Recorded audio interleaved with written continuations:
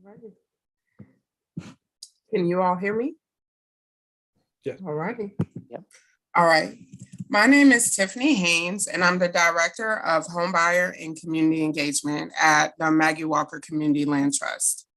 In my role, I have been intentional about centering the voices of marginalized communities and promoting equity both internally and externally, posing questions that challenge our existence both within and outside of the systems. In my engagement, I apply a racial and equity lens while meaningfully and authentically engaging. I strive to work towards a world that eliminates inequities based on anyone's identities by being cognizant, raising awareness of those inequities, and continuing to advocate, as well as organizing strategies to remove barriers to mobilize marginalized populations. Elizabeth, can you introduce yourself? Hi, everyone. I'm Elizabeth Munyon. I'm the AmeriCorps Vista here at the Maggie Walker Community Land Trust, and I primarily work with future homeowners and with the CLT capacity building. I'm here passionate about elevating overlooked histories and exploring alternative housing solutions. I think we have a lot of people here now, so I'll go ahead and give an introduction. Thank you all for joining us today. We invited you here as stakeholders and community members to pay tribute to Black leaders who founded the Community Land Trust model in the US. And it was born out of the 1960s civil rights movement in Albany, Georgia. Our mission as an organization is to develop and steward permanently affordable housing opportunities and to foster racially equitable communities. We envision that the communities of metropolitan Richmond will be inclusive, affordable, and healthy places to live. As we look back today at the origins of the first CLT in the US, we are forced to examine a difficult history and to evaluate the present. We hope to engage in conversation around these steps to accomplish racial equity through community land and home ownership. We will now give a warm welcome to our guest panelists who have joined us today. Will you please share your name, pronouns, and 2 sentences as to why you've decided to be a part of this conversation as I call your name? Anjali Moon.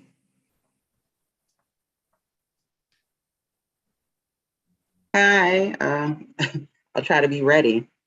As you said, my name is Anjali Moon. She, her are my preferred pronouns. And the importance of the Community Land Trust. For me, when I think about that, I would have to say it's access. You know, we live in an ever-changing society, and that change is like putting people in places where they don't have access, and access to fundamental things like a home, like shelter, a place to live, fundamental things like food, so community gardens are vital, and access to spaces where you can kind of build anchors in community. And so I think community land trusts allow for opportunities for that to happen. Thank you. Dr. Sisha Joy Moon. I do apologize for that. No, you got it. Yeah, I'm Sisha Joy Moon. Nice to meet everybody virtually today. My preferred pronouns are she, her, hers. And I think that today's conversation, I know I wanted to join alongside my sister because this concept of land and soil has kind of just been resonating with me personally since we went down to the museum in Montgomery, and we were able to see the wall as it related to soil at the I'm about to slaughter the name right now, but what's the name? Oh my gosh, why can't I think of it right now? It's on the tip of my tongue. Bryan Stevenson's. Yeah. But, understanding more about land and really understanding it within city centers. I think for a very long time, I thought about land as it relates to sprawling spaces surrounding Richmond, but really getting a more intimate connectivity to the land that actually makes up the city of Richmond. And so I'm excited about this conversation and what it means for, intergenerational impacts for community. Thank you, Dr. Sisha. Aurora Higgs. EJI, I'm sorry. That's gonna drive me crazy. The EJI Center. Hi, everyone. My name is Aurora Higgs. My pronouns are she, her, and they, them. I am a Black trans non-binary femme from Richmond, Virginia, originally from Southside. And the reason why I wanted to be on this panel is because I am a Black queer person in Richmond who at some point would like to own land, because for me, owning land is the ultimate form of liberation in our society. Our society is one that is a capitalistic one, and a lot of the freedoms that were originally conceptualized for the people here was based on their ownership of land. And so for me, looking at what true liberation looks like, you can't have that conversation without land. It's just how our culture is built and how generational wealth has been passed on historically. And so as a Black queer femme in this space, I feel hyper marginalized. Me are going to need some sort of accommodation or special consideration when it comes to securing liberation, not just Black, but someone who's a Richmond native and is of the queer experience, because we know the Black community is larger than just the heterosexual and cisgender Black community. So I want to be here to talk about and speak for the voices that hardly ever get to be in these conversations. Thank you, Aurora. Whitney Brown. Yes, good I feel afternoon. like I'm calling attendance. Go ahead. Good afternoon, everyone. My name is Whitney Brown. Preferred pronouns are she, her, hers. And, I really wanted to be a part of this conversation as a Maggie Walker CLT homeowner. I was privileged enough to buy a home, my first home, at the age of 23. And that's all thanks to Maggie Walker CLT and the CLT, system. And as a CLT board member, I'm new. So thank you. And, I really just think the CLT model is key to preserving affordable housing, especially at a time where, it's very sparse. It is also important to know the history of CLTs because, it's a system that's for us, by us.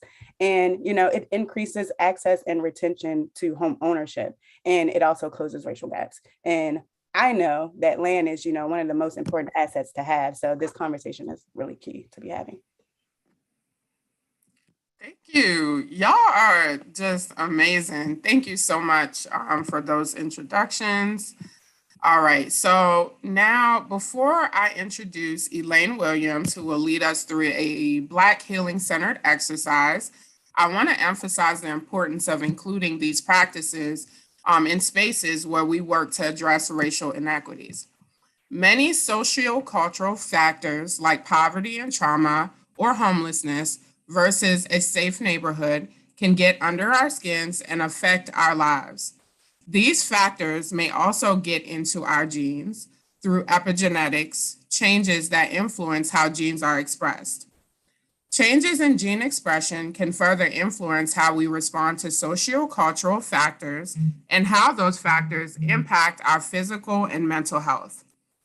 When doing equity work, there is a component that requires the revisiting of traumatic experiences in history. Epigenetics is in the context of race-related inequities result in intergenerational trauma. This makes it necessary to center culturally inclusive, trauma-informed, and healing-centered practices in our work. Now, I am going to introduce Elaine Williams. Now, Elaine is a Richmond native.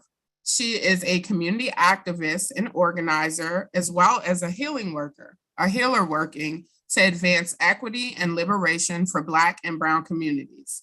Elaine comes to this work with years of experience incorporating an equity lens when working on issues such as housing, homelessness, community engagement, and collective healing.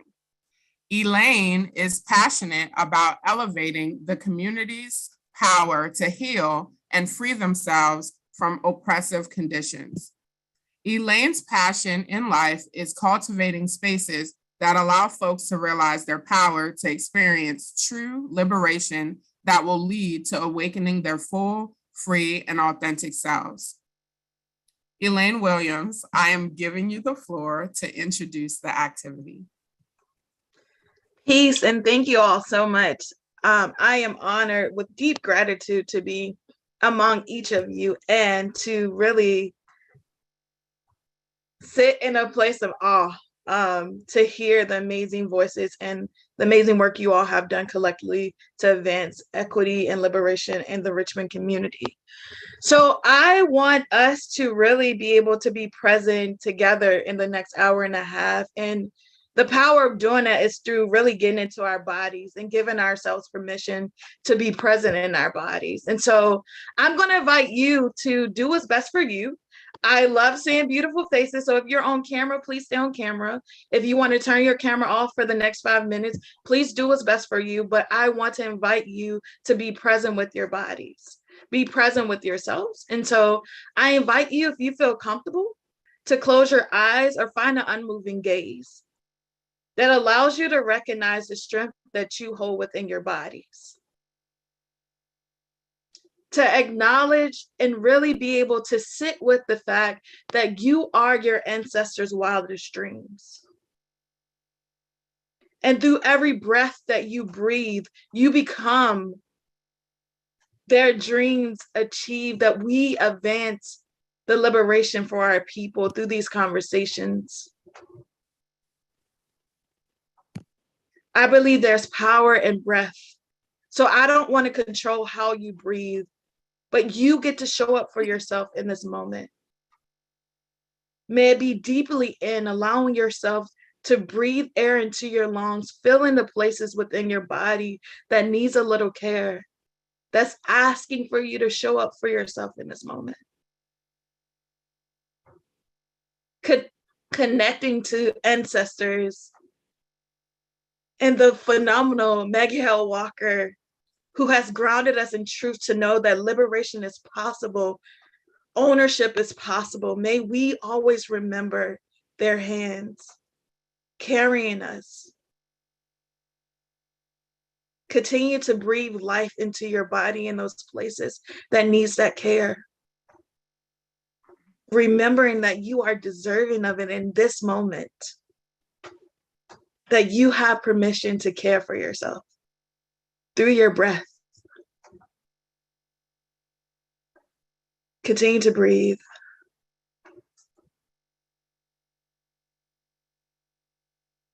Now I invite you to bring one word, one person, or one thought that resembles freedom and liberation for you.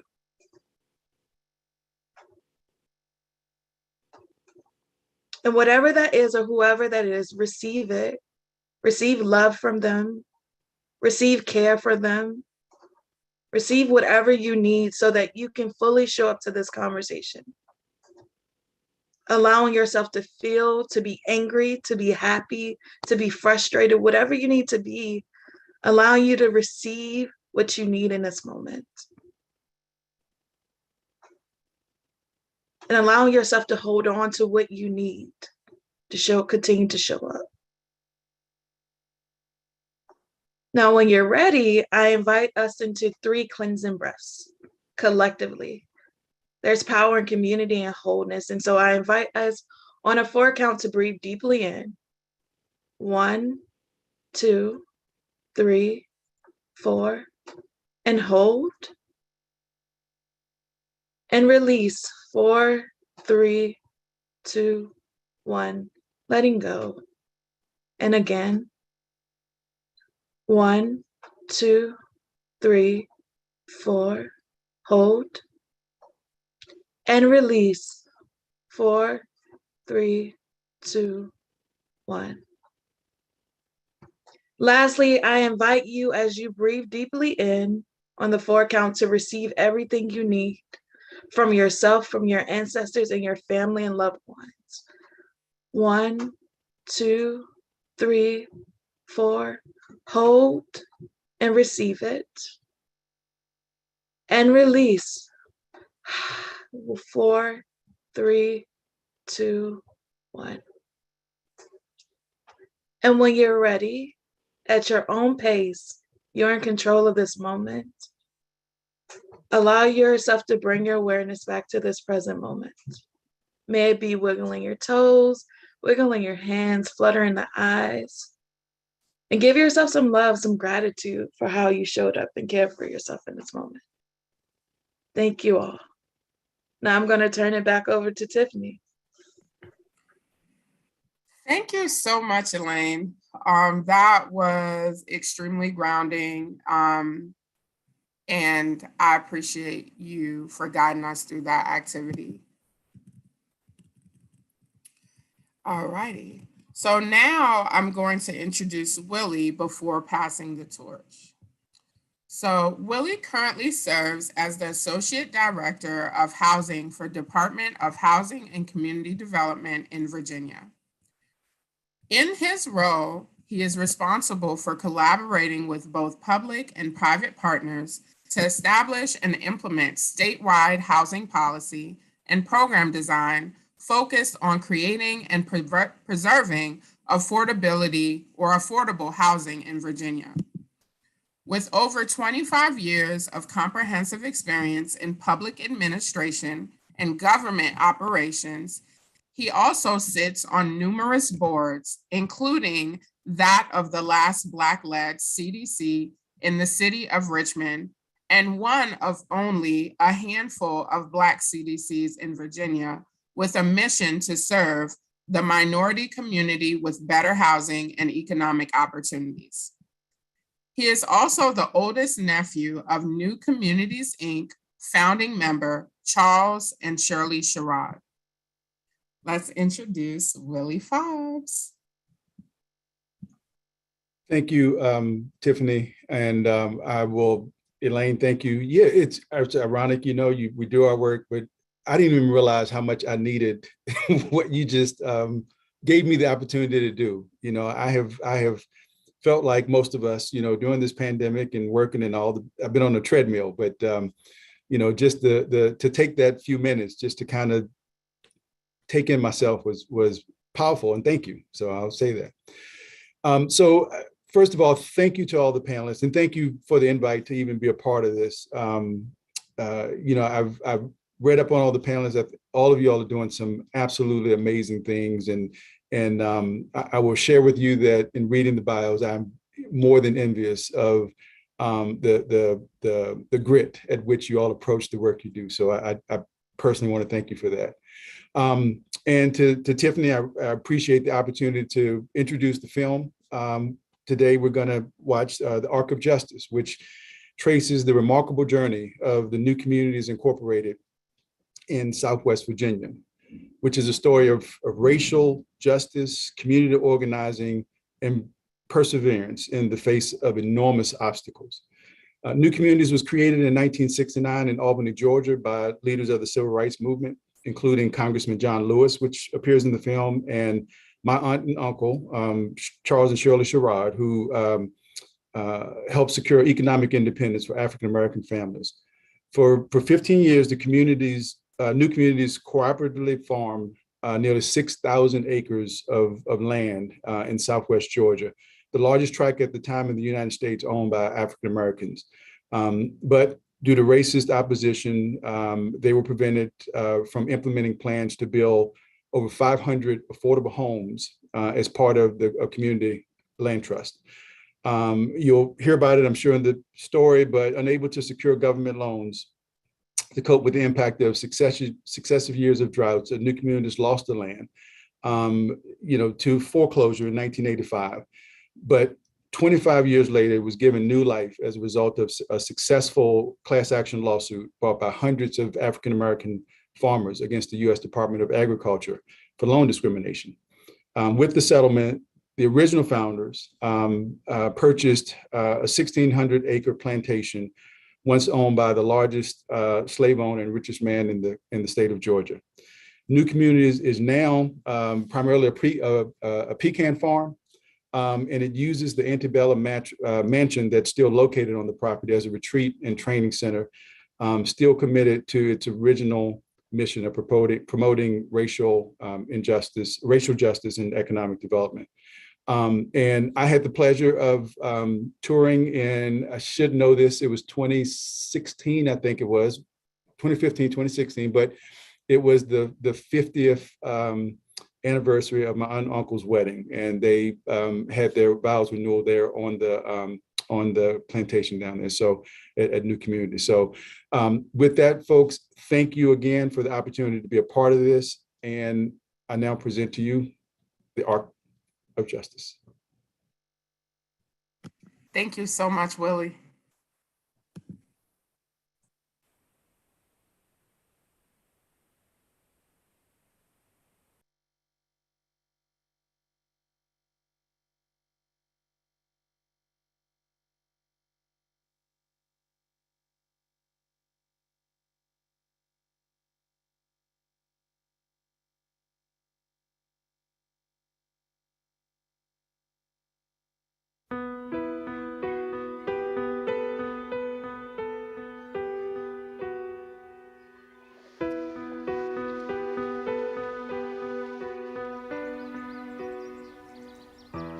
There were many African Americans that were sharecroppers and tenant farmers in Georgia, in Alabama, in Mississippi, in Tennessee.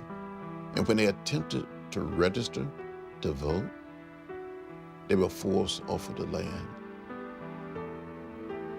They were living on plantations, living on some other person's land.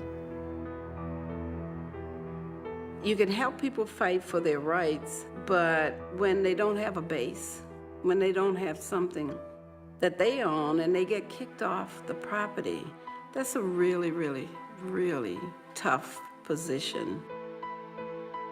There was this growing feeling on the part of so many individuals and leaders within the movement that if you had your own piece of land, you could do things.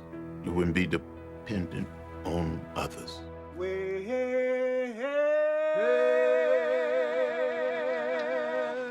do you come from?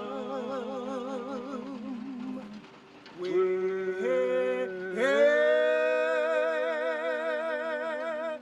you go?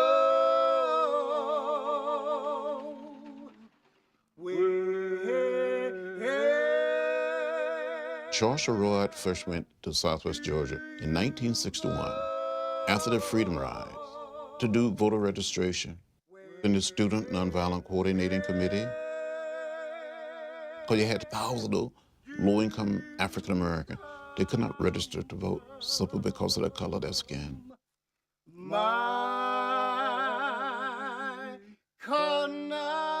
We were building a better life for our people. We were always doing voter registration, and that we were always doing direct action.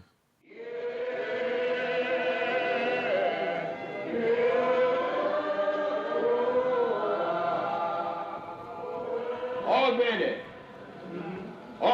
Georgia. We have been called upon and have heard the voice of democracy saying, get up from where you are and go to a land that I will show you all. When they began to arrest us, we filled the jails in Albany. Thought that'd be enough for us to fill the jails. But they started sending our people to adjacent counties. One boy got his jaw broken, and one lady was kicked in her rear and lost her baby. A lot of violence occurred and a lot of hurt from our people. My father was murdered March 25th, 1965. He was murdered by a white man who was never prosecuted. I made a commitment on the night of my father's death that I would not leave the South, that I would stay and devote my life to working for change. I was actually 17 years old, was not involved in the civil rights movement at that time, and didn't know how I would carry out that commitment. I've been hearing about this person, Charles Sherrod. I went to my first mass meeting, and I saw how he had led people there in Baker County to stand up. And they were saying all of these great things in the mass meeting and planning for more demonstrations and planning the other things to be done and singing. Oh, the singing was just great. And I remember being in that meeting and just crying.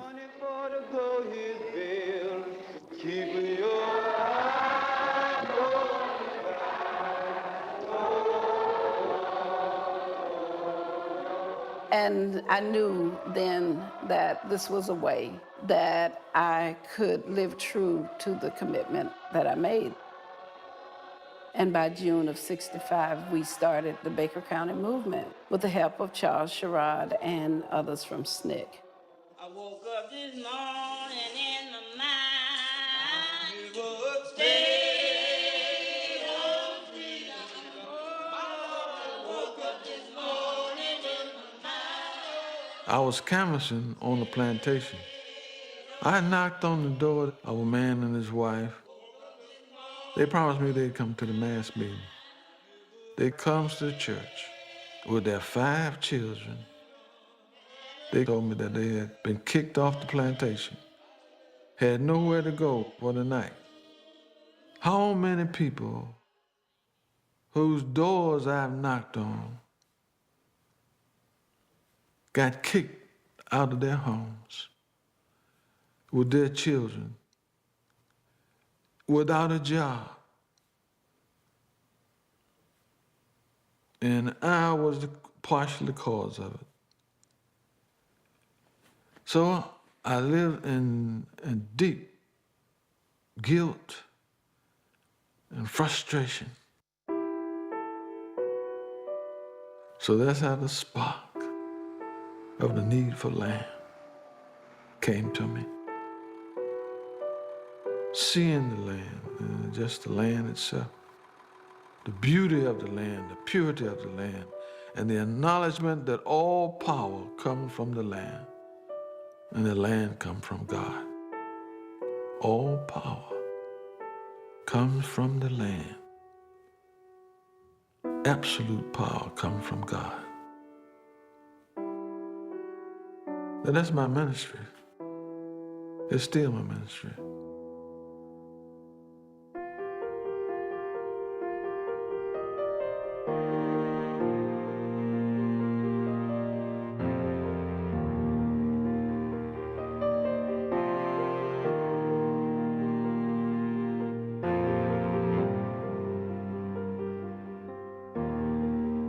Slater King played a key role. He was the only Black real estate agent in the area, and that's how we knew that the Featherfield Farm in Lee County was available. It was 1969, I believe, when he was killed in a car wreck. Slater King and I were very close. Losing him was like losing a brother. So devastating to what we were trying to do, which meant that Sherrod had to step up even more if we were going to hold on to this. I hadn't raised any money in my life except a place to stay and food to eat. That's my only hustling capabilities. But I got on the road and kissed my wife goodbye. Said, I'm going to get this money. And I raised it. Somehow I raised it over $1 million.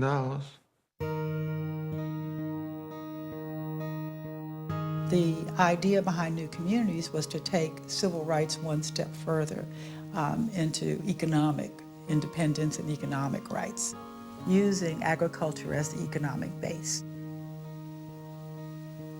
New Communities was near Albany, Georgia, in Southwest Georgia. It was 6,000 acres of land. It was the largest tract of land owned by African Americans in the country at the time. So it was a source of pride.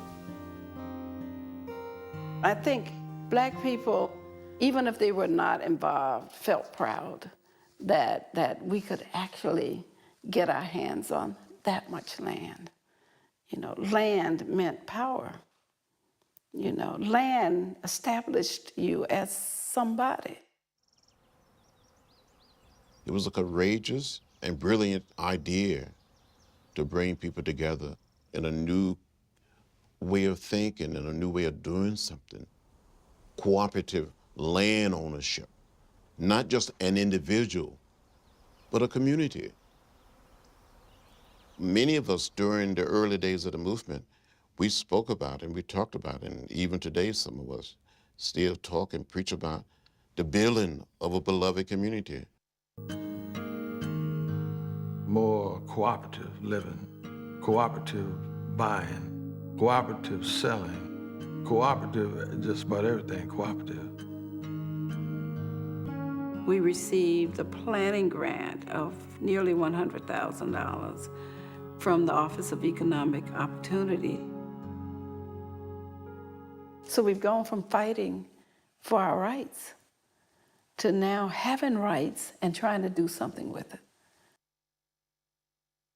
It was some exciting times, you know, you're planning villages, you're planning education, you're planning all of these things. You basically have a chance to plan a life and lives and plan ways to help our people. We had a list of 500 families who were willing to live on this land the way we proposed. You would own your home, but you'd lease the land underneath your home.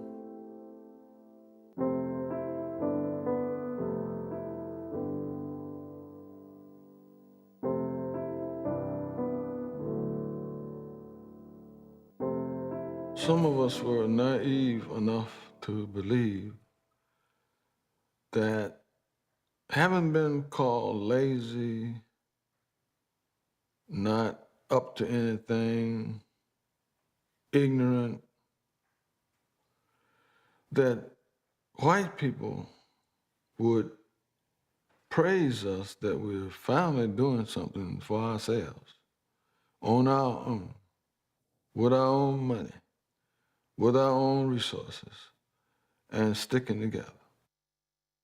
Just didn't think people would fight you when you were trying to simply help yourself. You're not asking them for anything. So I was really shocked at the opposition. I mean, they just came at us in every way to try to stop us, to block us, to do anything to get that land away from us. They shot in our offices. They diluted our fertilizer. They wouldn't give us loans. Washington had assured us that we would get the major grant to implement a lot of these plans that we had worked so hard to develop. But that didn't happen. Lester Maddox was governor of the state of Georgia when the money was officially vetoed. We couldn't build homes, we couldn't implement all of the many plans we had put in place, but we could hold on to the land by farming, and that's what we were doing. We grew everything from strawberries and sugarcane and collard greens and turnip greens and grapes. Part of my responsibilities was to market the hogs and the cows. We grew seed corn and soybeans and everything that could grow. We were doing quite well after a while. We could make enough money to pay the land notes and expand the farm operation. But then we had a drought, and then followed by a second year of drought. So we decided, just like all farmers were doing, to go to Farmers Home Administration to borrow money. The farm manager and my husband went over to the office in Dawson, Georgia, and the guy said, "You'll get a loan here over my dead body." And he meant it.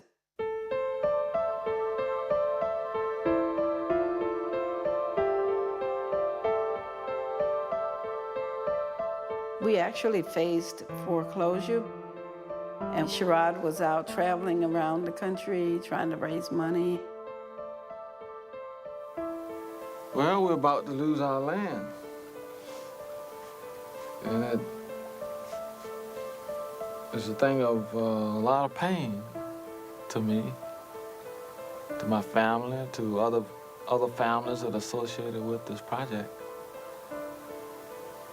And we don't see any way out of it. We were basically kicked off the land, and what they did was they dug holes and pushed all of our buildings over in them. Every building but that main house and the shed that was on the property, they dug a hole and pushed them in them. So we were gone. We want justice, Lord, come by here. We want justice, Lord, come by here. So many black farmers were losing their land because they didn't have access to credit. We would meet and we'd talk about the fact that we have to do something about black land loss. We need to file a lawsuit. We want justice, Lord, come by here. We want justice, Lord, come by. One of the heroines in this story is Rose Sanders. And, here's this African-American attorney in Alabama dedicated to the idea that this can be done and that this case was triable and winnable. And she doggedly pursued it. We didn't hear anything else on our case until the night of July 8, 2009. That's when our lawyer called our house. I answered the phone. She said, "Shirley, have you heard?" I said, "No." She said, "We won." She's all excited. It's 10 years now, So I said, "Really?" She said, "You want to guess how much?" I said, "Well, Rose is at least $1 million." And she said, "Shirley, it's 12. So it was just so unbelievable. We were happy, and I think both of us cried. It was really, really something. We fought. We were hoping that we'd get something. But now we could continue with the dream. Someone suggested that we should look at Cypress Pond Plantation. So one Sunday morning, we came out here. We went in that big antebellum home, and I just had a problem with antebellum. Why would we want an antebellum home, a plantation? That place was once owned by the largest slave owner and the wealthiest man in Georgia. Then I started looking at this and saying, this is where we were supposed to be. What a statement to our people, that this could go from a slave owner to descendants of slaves.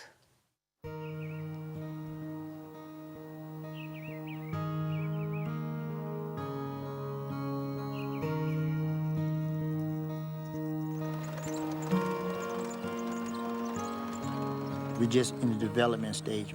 We got the pecans in production, about 80 acres of pecans. We're getting the irrigation put in on them. This year we expecting a great crop because we will have water.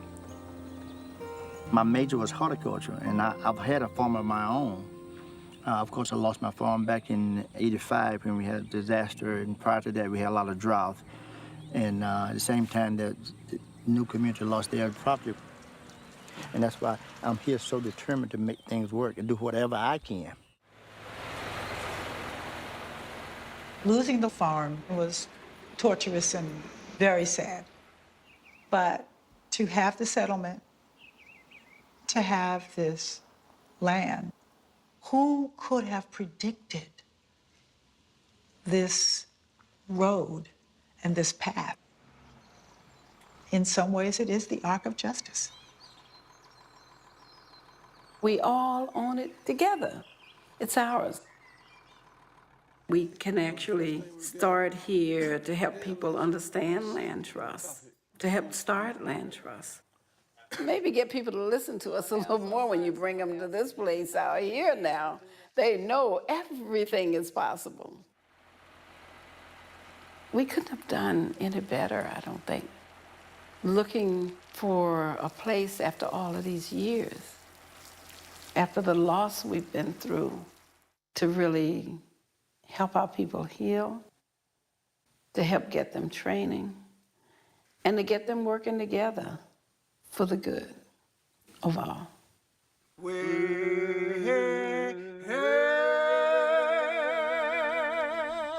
do you come from, my? But if it hadn't been for, but if it hadn't been for my Canada,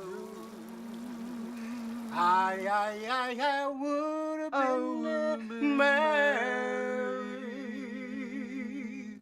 a long time ago.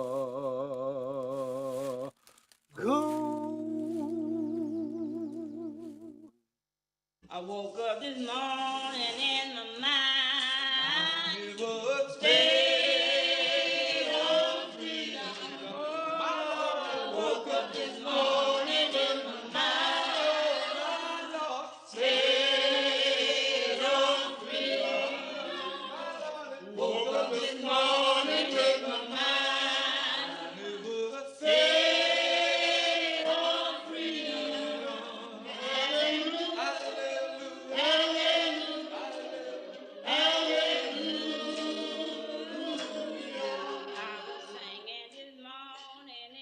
Jordan River, who gon' help me to cross? Jordan River, who gon' help me to cross? Jordan River, who gon' help me to cross? Oh, Lord, one more river, one more river to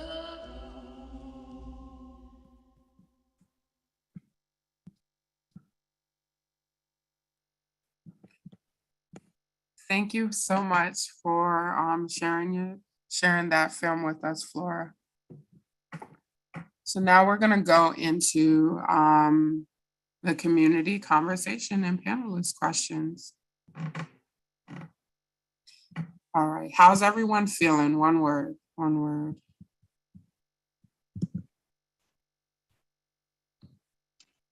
Inspired. I have a bunch of words, some conflicting to be honest, but it was a beautiful film. Yeah, empowerment.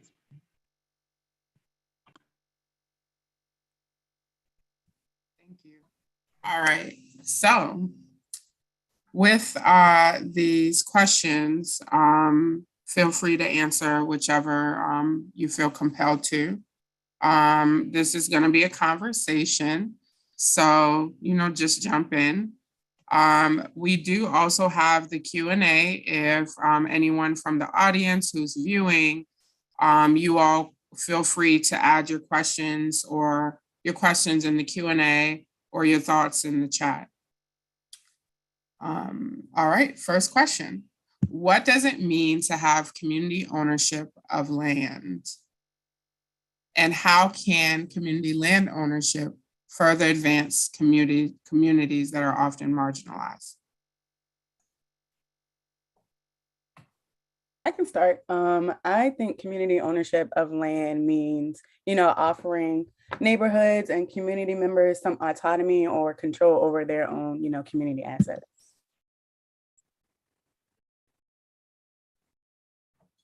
I would say community land ownership means sovereignty, because we know that oftentimes the ability to make laws or rules or things that govern space is ultimately based on the piece of land that you're currently on. And if that land is privately held amongst a group of people and governed democratically, then that ultimately means sovereignty. It means we get to make our laws, we get to dictate how we live day to day, separate from those outside of that piece of land. And that's really important.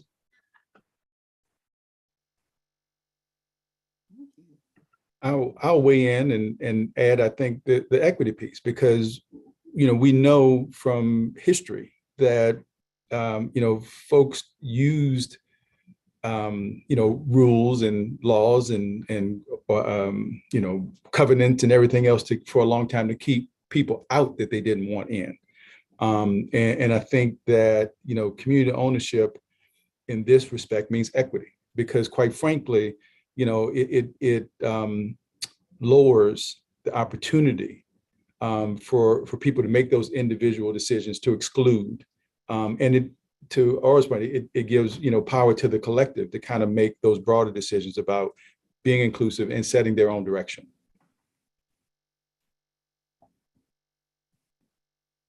And I guess a word I'll add to what Willie just described is access, kind of opened up, like, so there's equity and then there's the ability to access spaces and opportunities. And that's what we often get boxed out of with the way certain structures are currently set up.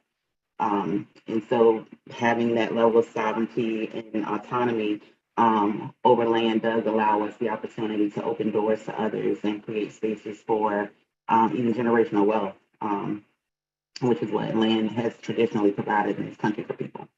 And so does the community land trust buy into that for marginalized communities in a real way? I think that's the question. And I'll add one more comment to that. I think just the ability to uplift, because the reality is that, what community ownership of land does is it also gives you the opportunity to reach back and reach down, and bring other folks who may not have that opportunity or who are just new to the opportunity and don't quite know what to do, to kind of provide that modeling for growth and inclusion. So I wanted to add that. And just to add to what Willie said too, like thinking about the future, it helps create intergenerational wealth. Thank you, guys. Next question. Drum roll. All right. What would need to happen to ensure that our land trust is community driven and for the community?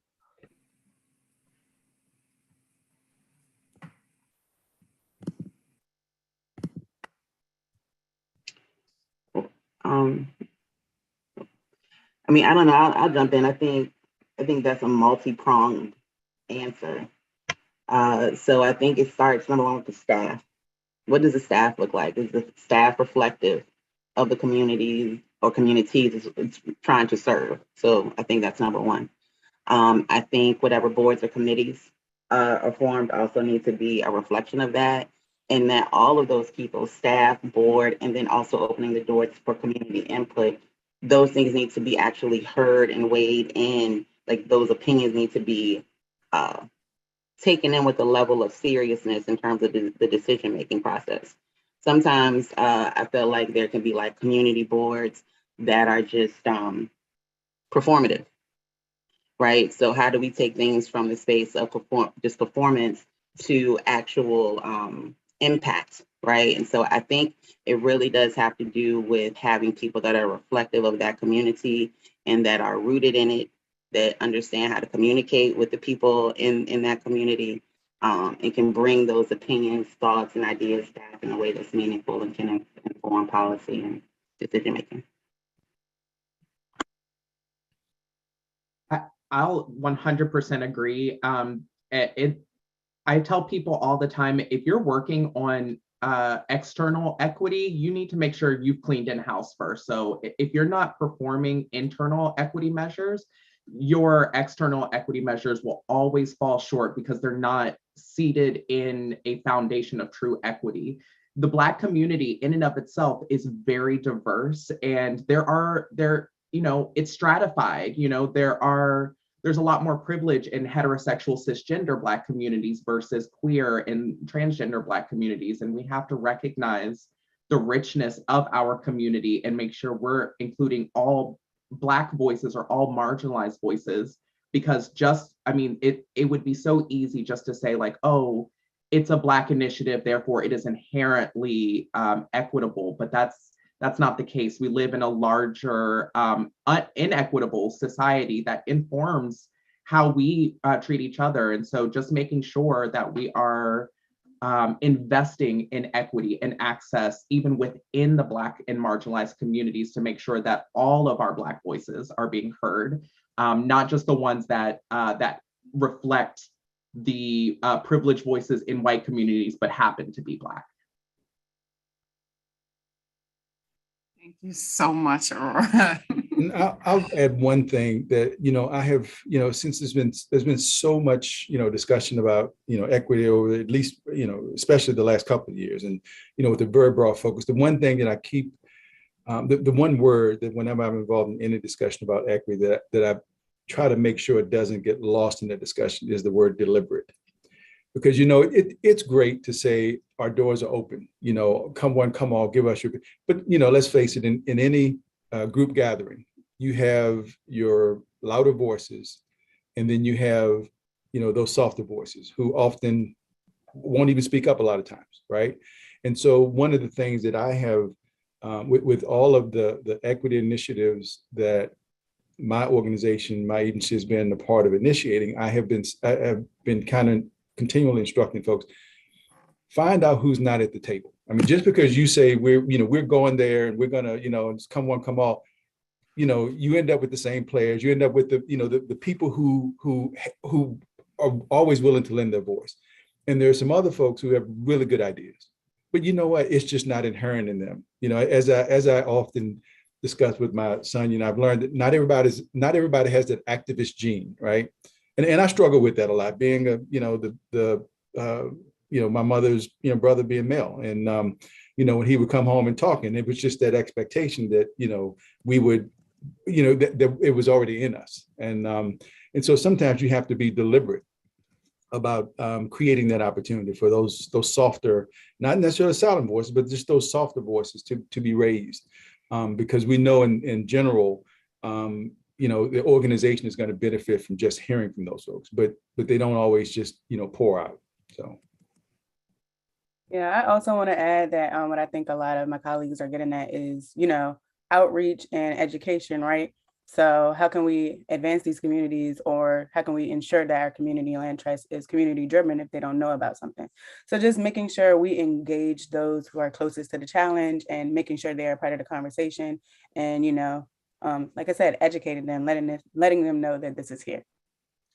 I'd like to emphasize a bidirectional education, because communities also have a lot that they contribute to the narrative and to the space. And so in order to make sure that we're getting the full picture, the full story, and all input, then we have to be open to receiving from both ends or all ends. Thank you so much, Whitney. That was a great point. Does anyone else want to add? All right. Next question. What does equity transformation? This is a big question, so I'm just going to preface you with that. What does equity, transformational justice, and housing justice look like in this model? Approach it however you want. So I'm sorry, I'm just still processing. It's interesting. We watched the video before today, but to watch it after the exercise that Elaine did for us, I received the film in a very different way this second time around. I think what you asked, yes, is very layered.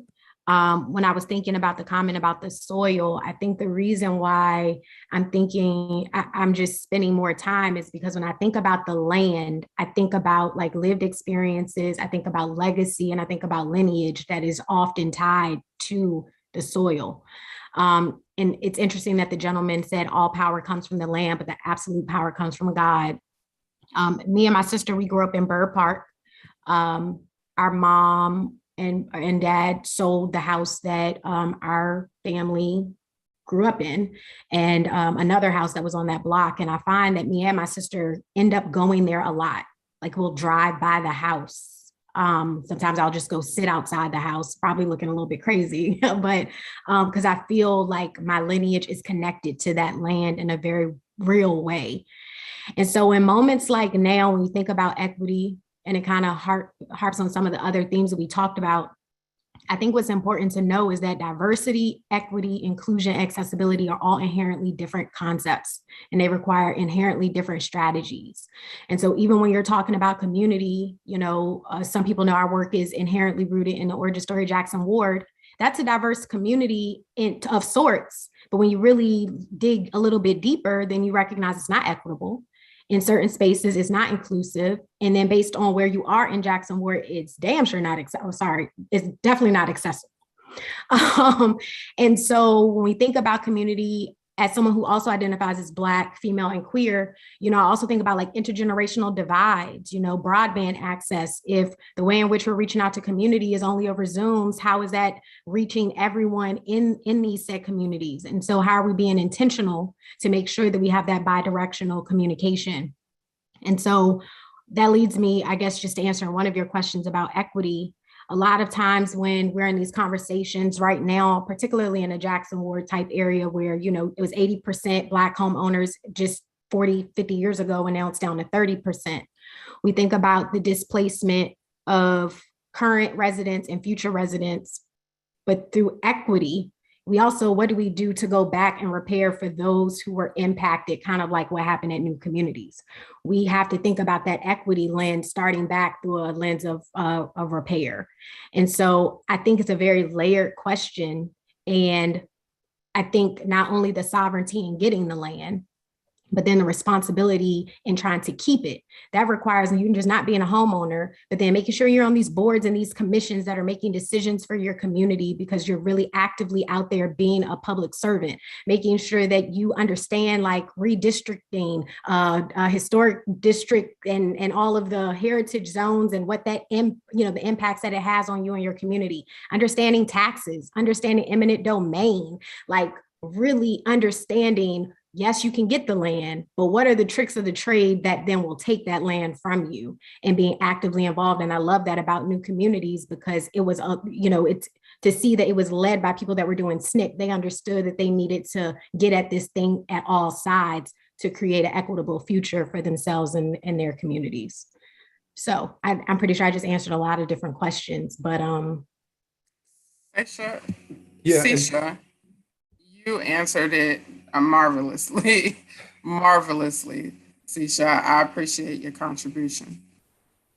And I was just going to add to Sisha's point, when you talk about kind of understanding all of those structural underlying pieces, the part that they really didn't, I guess, go into depth in the piece there. But, I happen to know that in that situation, it was actually not, the FHA, Farmers Administration under rural development, actually denied the loans.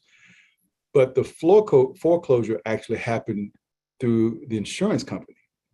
And there was no way that, the FHA was, they just didn't grant the loans, but they weren't in a position to foreclose. What ended up happening was, and because the tracts of land were purchased in two separate acquisitions. The first one was a huge one of maybe 3,900 acres. And then the second one was maybe another 1,000 or something like that. But maybe the numbers are off a little bit.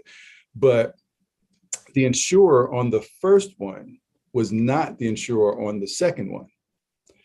However, when they initiated foreclosure, the insurance company went after both tracts of land because the law allowed them to as collateral. They were totally collateralized totally differently, but not understanding those underlying structural pieces. When you talk about transformational justice, it's not just what are you doing, it's what mechanisms are you relying on that are already in place that allow you to do what you do, that, we walk this ground every day and we have no idea even exist, right? But they exist when somebody wants to use them, and usually to the negative. So I wanted to throw that piece in because I think it ties so much into what does transformational justice look at. And it's a hard battle because you can't know possibly everything that's on the books, right? And it's like, we've seen so much of,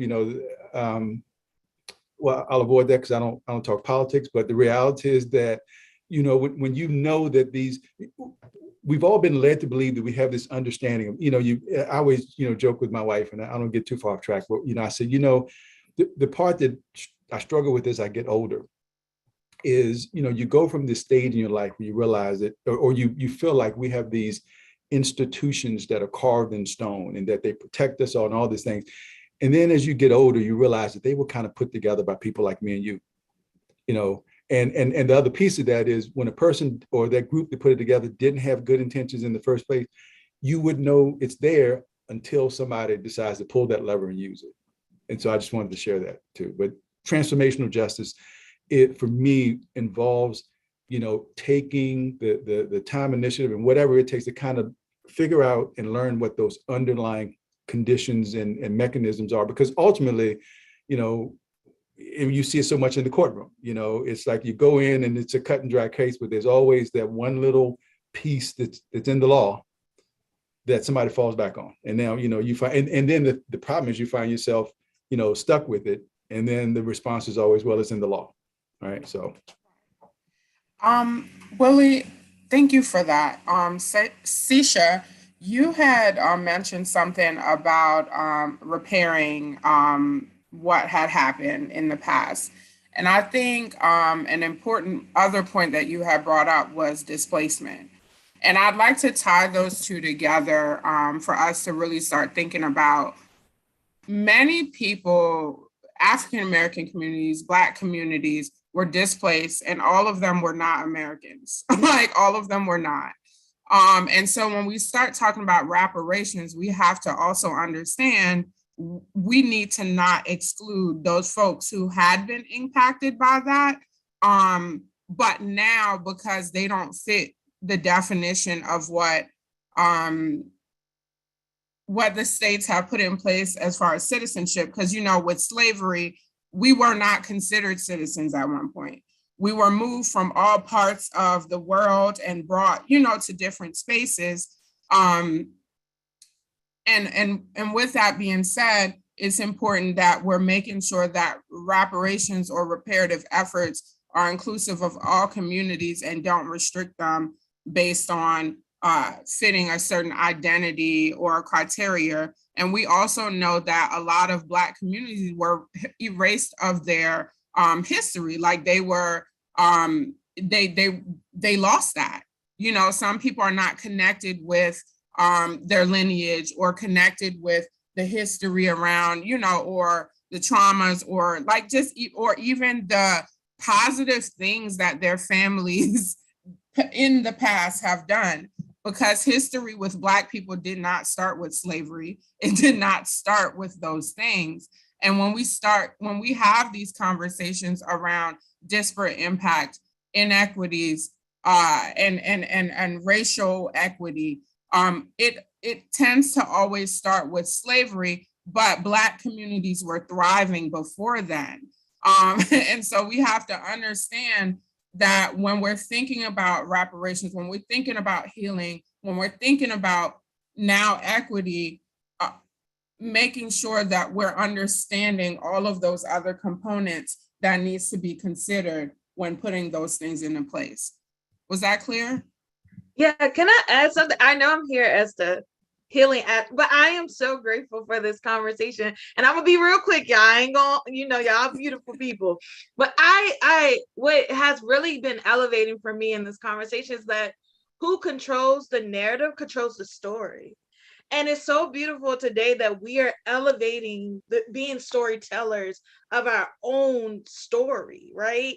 And I think it was something lifted, a question asked, like, how do we get to the we is beginning to really defy the lie and tell our own story of equity, right?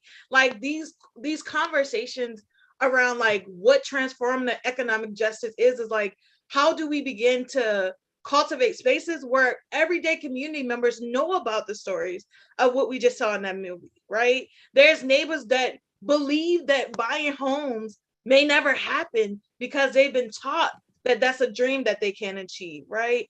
And so I think it's so beautiful that we continue to share these stories and elevate it through initiatives that this Amano panel are doing in our community, but also remember that like we hold the keys to our story.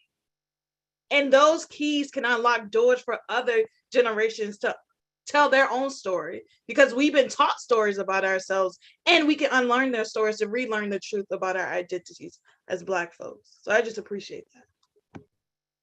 Thank you, Elaine. And I just want to feel free to continue to engage in the conversation, because I wanted to ask you, but I also know what I originally asked you. So thank you for jumping in. Aurora, I'm sorry. I think Anjali had something to say. Yeah. I was just going to say, Elaine, that I think that what you just said is just really important in terms of like the importance of who tells a story and making sure that it gets told, right? Like what we learned through this video today, I knew nothing about. I didn't know about the full history of a community land trust and that it was rooted in Black people, right? Black autonomy, right? Creating those sovereign spaces that Aurora spoke to.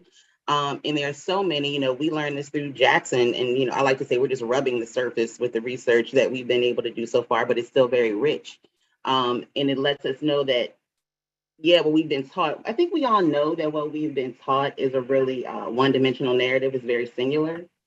But as we begin to unpack and like do our own digging, the level of power that we have pushed out into this world, not only on behalf and being of service to, this country that we certainly built, right? But in ways that we have no idea. And so like a word that I feel like got real buzzy for a moment was resilience, right? But like that energy that we have been able to hold on to, that is because every generation they haven't let it dissipate. They've always been building something, doing something, sewing it deeper. And so, but those stories just haven't been told in the proper way yet, through the proper lens and context. And so it's exciting to be in a time where, number one, the tools that we need to storytell are more accessible to everyone. And then the platforms to tell those stories are more equitable than they ever have been. And so I think that that's a huge difference in the moment between now and then, but we still have a lot of work to do. But I just wanted to thank you for bringing that up. Thank you. And I'll just be really quick. To the point of the question about what transformative justice looks like, I think that transformative justice really means acknowledging that we want more than what is held even by the powers that be. I tell people all the time, I do not want what white people have. I do not want what white supremacy holds. I want something better. I want something more healing and cleaner and, all these things. And so transformative justice means going beyond what the person in power has and imagining even more than that. And so sometimes that means revisiting our foundations. I know in the film,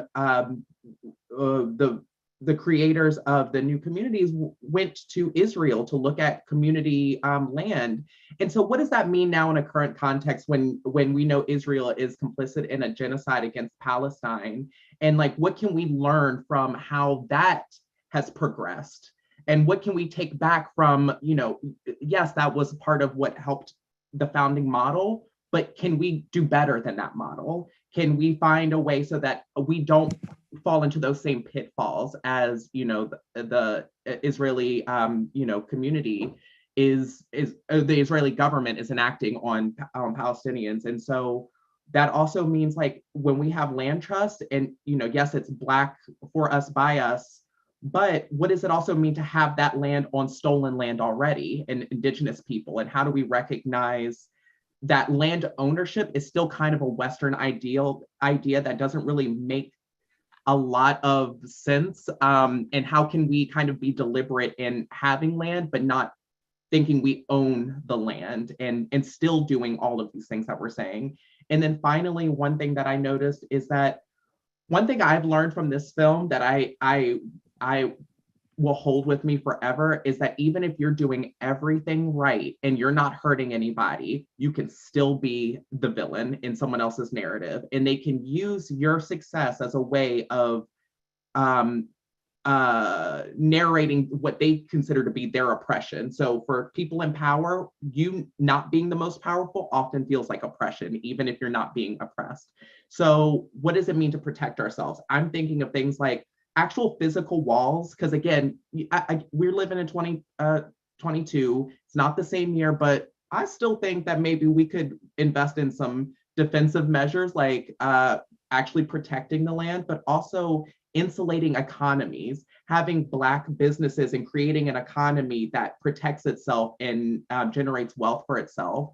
That's something that Charles was doing just by traveling around and raising money. They were creating an external economy. And I think that that was part of the success because it did not solely rely on the state sponsored things like grants, which we found, and tax revenue, which we found ended up screwing people in the end because there's bias in those things.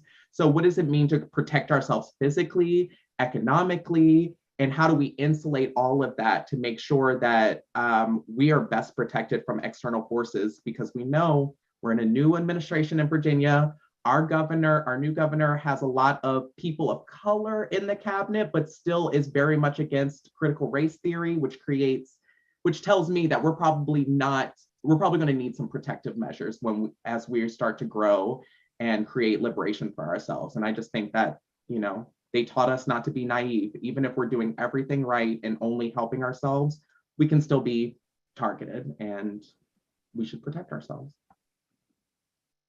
I kind of want to add to it too. I think this conversation right now about racial equity and justice really makes me think about the book, The Sum of Us by Heather McGhee. And, I really think that what's been instilled in us is this zero-sum equation to, fighting racism and racial equity when, in reality, we need to move more toward a solidarity dividend that'll help us, write a new formula to where the sum of us, the SUM of us, can accomplish more than the SOME of us, the sum of us. So.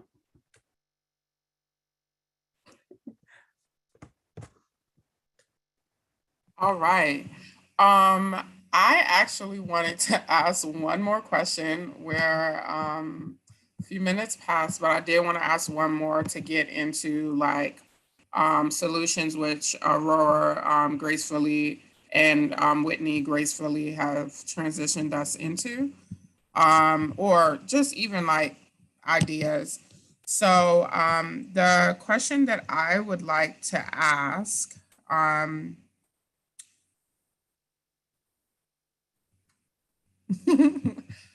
it's Black History Month. So what would investment in the Black community look like? And what does building equity and wealth look like within this model? Or even just opportunities that this model may bring. And you guys have started transitioning into that, so.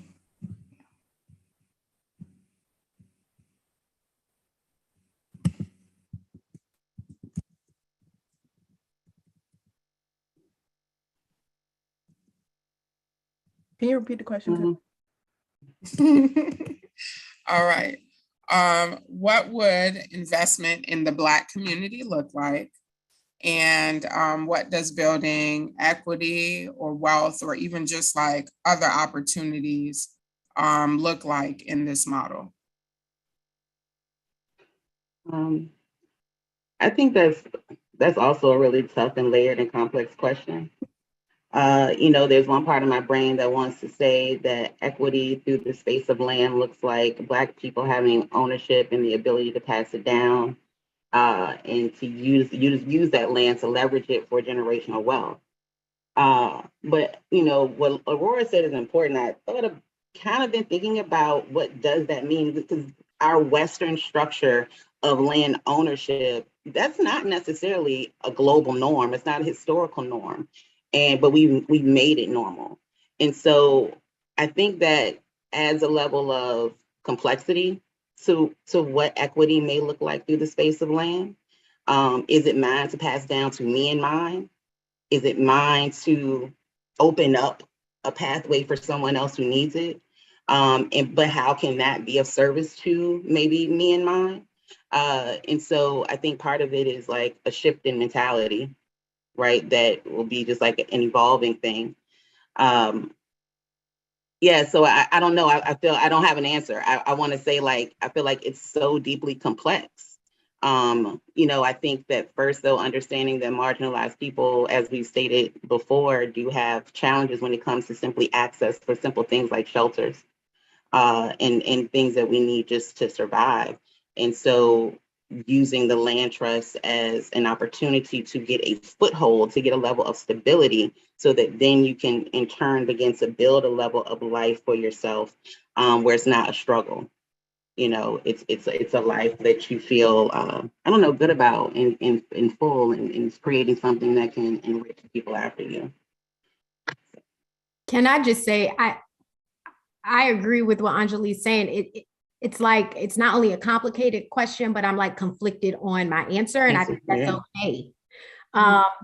When we're thinking about land, hopefully some of you guys know that we are working to re-erect Jackson Ward's first known Black homeowner. He purchased parcels in 1793. And unfortunately, he kept the house in his family's legacy and then passed it on to another Black family, but it was ripped away from Jackson Ward because of the interstate highway system. And so when looking at this documentary and to see the relationship with the plantation, unfortunately, the house was actually ripped away to the former plantation of the Secretary of War for the Confederate Army in surrounding counties.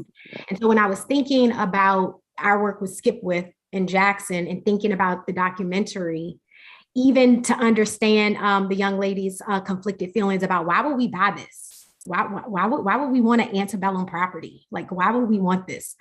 And the complicated notions of, I don't want anything to do with this, but at the end of the day, that's your land. Your ancestors, you have just as much right to that space because you built that space. And that complicated notion, when we think about Skipwith and through the lens of being like a Black American dream, this is a man who not only bought parcels, but willed his possessions and had a full game plan for that land to stay in his family's possession forever. He literally writes that in his will. But how do we juxtapose that during a time in the last 2 years where a lot of Black Americans are like, bump this dream. I want to go and see other spaces. And I think maybe all of us are kind of struggling to answer that question because we all have complicated relationships with this land. And I think that what Aurora said is spot on. It's also stolen land. So then that adds a whole nother layer of complexity to it all. And so what are not only our rights to it, but also what are our responsibilities, not only to repart to ourselves, but to repart to those who is actually stolen from. And so I wish we could answer that question, but I think that we're all just trying to unpack it quite honestly, because we're in real time. But when we think about the stories, thank you for today. We think about community. Thank you for today. I also did not know about new communities. Brother Willie, just thank you to you and yours for the work that you all have done. I mean, you all are shoulders for us in this moment. You guys are best practices as well as lessons learned, and that's another complicated notion. A lot of Black histories are to be celebrated, but they can also serve as cautionary tales. And so just thank you for joining us and thank you for sharing this film. I think we all walk away better for it and more informed by it. Absolutely. I appreciate the opportunity. And I do, wanted to point out, obviously, my uncle was born down in Surrey County, but shortly after that, my family moved to Petersburg. So all of my mother and all of his siblings were born there in Petersburg. My father's family lived right across the street, and so my mother and father grew up, right across the street from each other, all in Petersburg. And the only reason I point that out is, my uncle actually went to graduate school here in Richmond at Virginia Union. So he was one of the Richmond 34. There were the two graduate students who were part of the Tall Hammer sit-ins. He was the oldest of those. And so shortly after that, he migrated down through Greensboro and kept heading south. And of course, my grandmother always told us about she was always angry with him because he never came back home. He went down there and found Shirley and fell in love and never came back home. But but I just point that out because, we're here in Richmond, and there's very much New Communities has a Richmond connection. And so, I wanted to share that. And then the other thing, to Aurora's point earlier about, I got to tour, and I got to tell you, my aunt went through about a 10, 12-year span where she couldn't visit the land after, they had lost it and she wouldn't go back. But the plan that was about a 12-mile tract of land in those 6,000 acres. And it had a railroad that came right through it. And the plan there was, they were going to build a stop so that, the crops that they were, harvesting could be, provided. So it's back to that broader vision of the economic piece, as well as not just the physical land that you're on. And so I just wanted to share those all pieces too, just to maybe give it a full umbrella of the vision of kind of what that processes look like. So, Mr. Willie, your whole family tree is a low-key flex, okay? That's what the kids say, a flex, okay? You got the Richmond 34. I mean, just thank you to your whole lineage. I mean, the work that you guys have done, just thank you. Sure. Thank you. All right. So I did start trying to answer some of the more simple Q&A questions in the chat. And we are also running close to our time. What I can do is answer one more question or have one more question asked, and then we're going to have to move into the healing centered activity. And the remainder of the questions, if you would like, you can send us an email with any follow-up questions that you may have, as I do notice some of them are pretty complex and may not be able to be answered in this setting. All right. So there was a question about if the original new community had been set up as a land trust, would it have been protected from what happened? I don't know if Willie, you would like to answer. So that's really a hard question to answer. Again, and I think, with the understanding that at that time, and obviously they hadn't gotten to the phase where there was any single family home ownership that had been developed, which was part of the plan, but, they never quite got there. But, without understanding all of the original financing structures, I can't really speak to that. But I do want to say, like the point I pointed out earlier, is that, the ultimate question about, would it have been successful is because of all of the inequities in the legal and justice system. I think, as a lot of folks have discovered throughout history, that, when there's a will and a desire to disrupt, folks can use those tools. So I hope, I know that's a non-answer, but hopefully it gives you some context for that, answering that question. Thank you.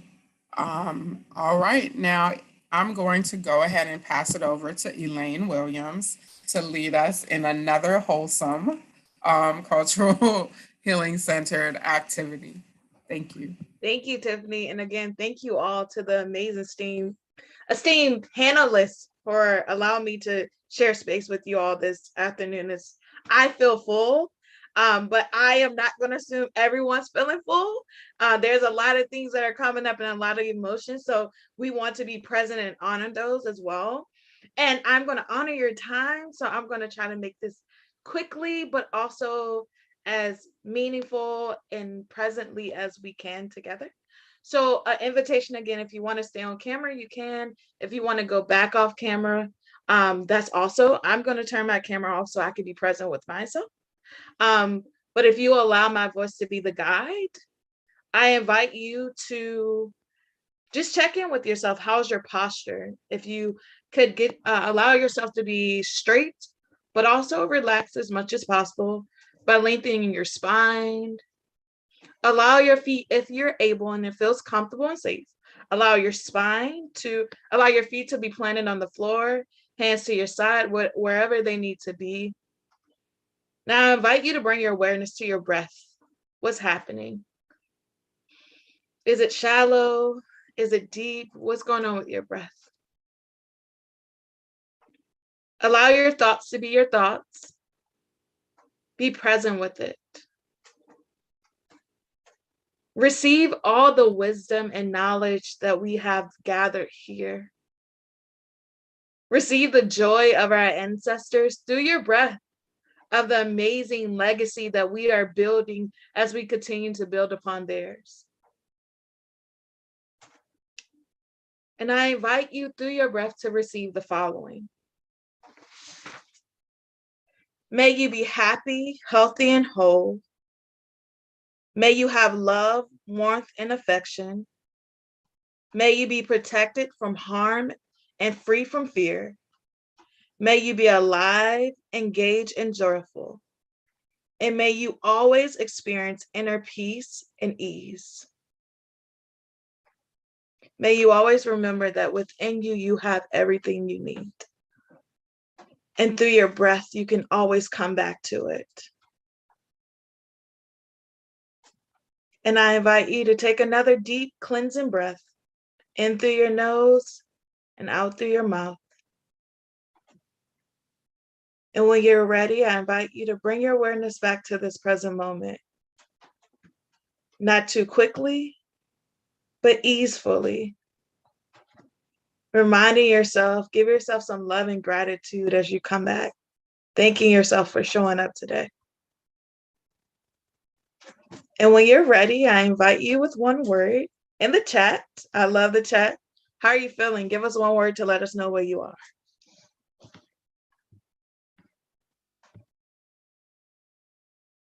And this is open to thank you. Everybody, participants, panelists, how are you all doing?